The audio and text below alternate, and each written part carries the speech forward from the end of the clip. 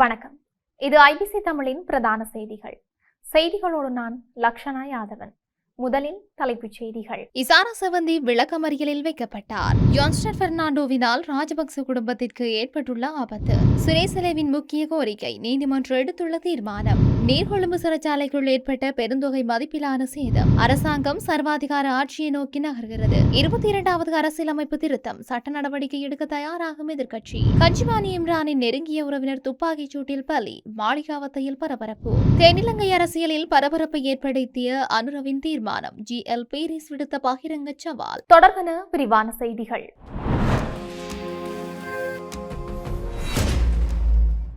கனேமுல்லா சஞ்சீவ கொலை சம்பவம் தொடர்பில் கைது செய்யப்பட்டு தடுத்து வைக்கப்பட்டிருந்த சந்தேக நபரான இஷாரா செவந்தி எதிர்வரும் 21ஆம் திகதி வரை விளக்கமறியலில் வைக்கப்பட்டுள்ளார்.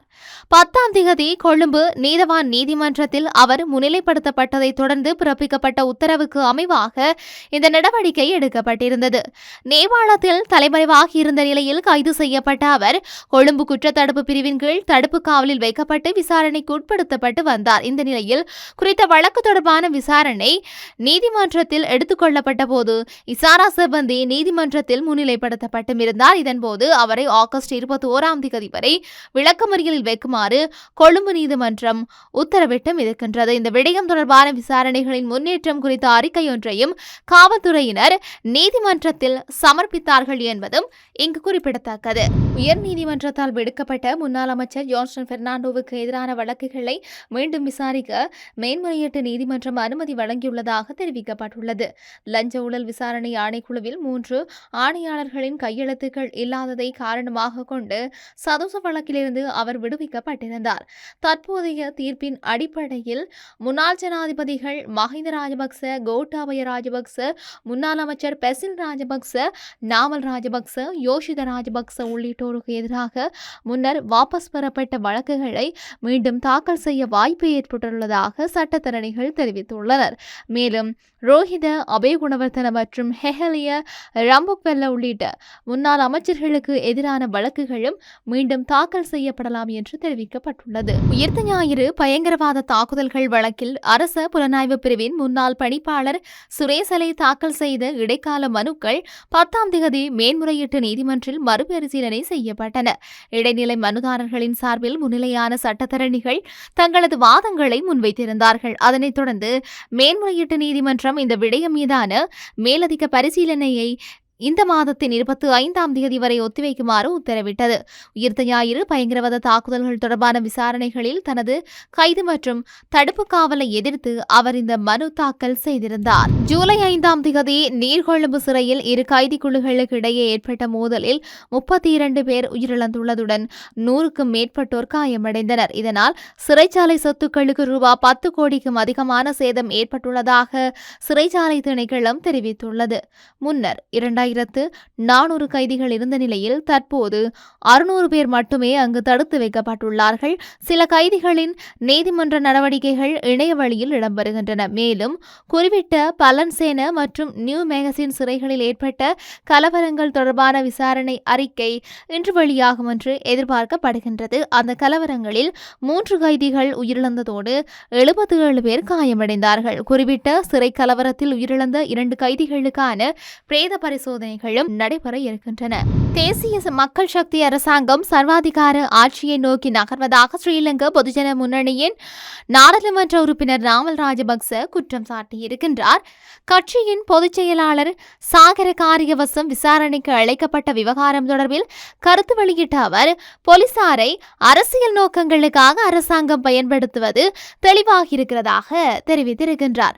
நாட்டில் திட்டமிட்ட குற்ற செயல்கள் மற்றும் துப்பாக்கிச்சூடு வீடுகள் மீது குண்டு தாக்குதல் அதிகரித்து வரும் நிலையில் அவற்றை கட்டுப்படுத்துவதில் போலீசார் உரிய நடவடிக்கை எடுக்கவில்லை என்றும் அவர் குற்றம் சாட்டி இருக்கின்றார். ஆனால் அரசியல் கட்சியின் பொதுச் செயலாளர் கருத்து தெரிவித்தவுடன் உடனடியாக விசாரணை நடத்தப்படுவது அரசாங்கத்தின் அரசியல் நோக்கத்தை வெளிப்படுத்துவதாகவும் நாமல் ராஜபக்ச தெரிவித்தும் இருக்கின்றார். சட்டமூலத்திற்கு எதிராக சட்ட நடவடிக்கை எடுப்பது குறித்து பிரதான எதிர்க்கட்சியான ஐக்கிய மக்கள் சக்தி ஆலோசனைகளில் ஈடுபட்டுள்ளது.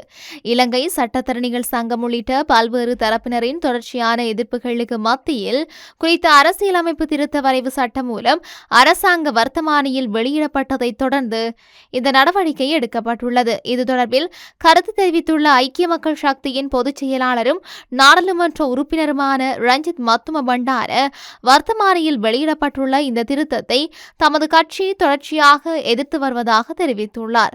அரசாங்கத்தின் இந்த தீர்மானத்திற்கு எதிராகவும் மக்கள் எதிர்ப்பை காட்டியெழுப்பும் வகையில் அரசியல் பிரச்சாரங்கள் மற்றும் போராட்டங்களை ஏற்பாடு செய்து வருவதாகவும் குறிப்பிட்டிருக்கின்றார். அடுத்த கட்டமாக என்ன சட்ட நடவடிக்கைகளை எடுக்க வேண்டும் என்பது குறித்து எமது சட்டத்தரணிகளுடன் தொடர்ச்சியாக கலந்தாலோசித்து வருகின்றோம் என்றும் தெரிவித்துள்ளார். கொழும்பு மாளிகாவத்தை சங்கராஜ மாவட்டத்தில் இடம்பெற்ற துப்பாக்கிச் சூட்டில் காயமடைந்த ஒருவர் சிகிச்சை பலனின்றி உயிரிழந்துள்ளதாக போலீசார் தெரிவித்துள்ளார்கள். மாளிகாவத்தையில் உள்ள PCC பாலத்திற்கு அருகில் 10ஆம் தேதி இடம்பெற்ற இந்த துப்பாக்கிச் சூட்டு சம்பவத்தில் மோட்டார் சைக்கிளில் வந்த இருவர் துப்பாக்கி பிரயோகம் மேற்கொண்டதாக ஆரம்பகட்ட விசாரணைகளில் தெரிய வந்துள்ளது. துப்பாக்கிச் சூட்டில் உயிரிழந்தவர் கட்டுமான பொருட்கள் விற்பனை நிலையம் ஒன்றின் உரிமையாளர் என்றும் திட்டமிட்ட குற்ற செயல்களுடன் தொடர்புடையதாக கூறப்படும் கஞ்சிபானி இம்ரானின் நெருங்கிய உறவினர் என்றும் போலீசார் தெரிவித்திருந்தார்கள்.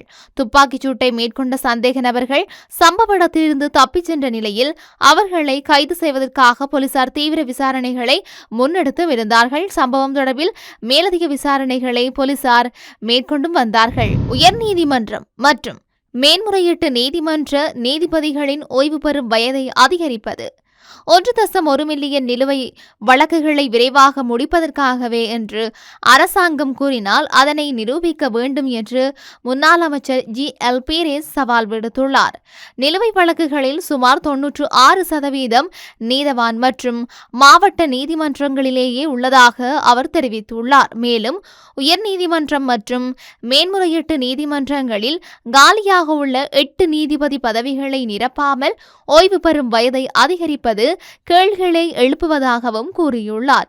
22வது திருத்தத்தின் மூலம் நீதித்துறையை நிறைவேற்று அதிகாரத்தின் கட்டுப்பாட்டுக்குள் கொண்டுவர முயற்சிப்பதாக குற்றம் சாட்டிய அவர் அதற்கு எதிராக உயர்நீதிமன்றத்தில் சவால் செய்யவுள்ளதாக தெரிவித்துள்ளார். செய்திகளின் நிறைவாக மீண்டும் தலைப்புச் செய்திகள். இசாரா செவந்தி விளக்கமறியலில் வைக்கப்பட்டார். ஜான்ஸ்டன் பெர்னாண்டோவினால் ராஜபக்ச குடும்பத்திற்கு ஏற்பட்டுள்ள ஆபத்து. சிறைசேலைவின் முக்கிய கோரிக்கை நீதிமன்றம் எடுத்துள்ள தீர்மானம்.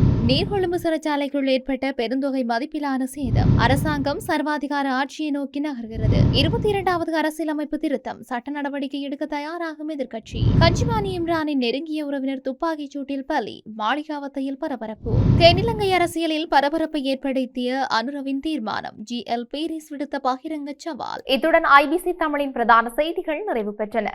செய்திகளை உடனுக்குடன் அறிந்து கொள்ள IBC தமிழ் என்ற எமது YouTube பக்கத்தினூடாக இணைந்திருங்கள். வணக்கம்.